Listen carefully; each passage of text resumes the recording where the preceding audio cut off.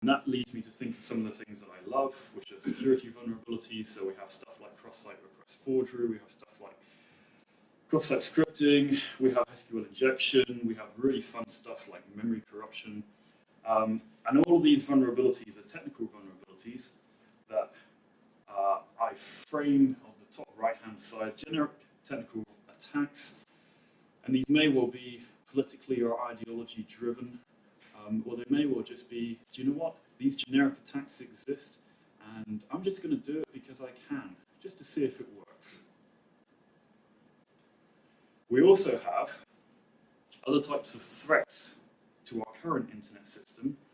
We have distributed denial of service with DD4BC, so distributed denial of service for Bitcoin. We have the Armada Collective, which has come about in the last 8 months or so, which is emulating what DD4BC are doing. Those things are financially driven, so people are aiming to get money out of them. We have distributed denial of service type attacks with Anonymous, which tends to be ideology or politically driven.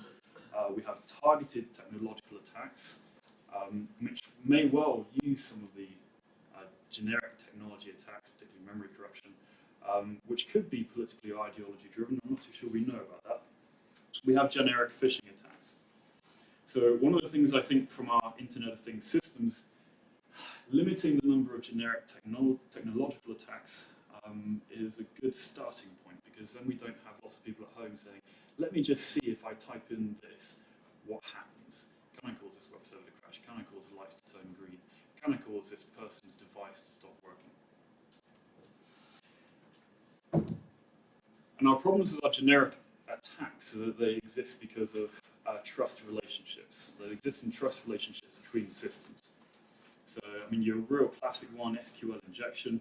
SQL injection exists because your web application sends stuff to your SQL server, and the stuff that it sends to the SQL server treats as being trusted, it treats as being accurate, it treats as being valid, depending on how you program it.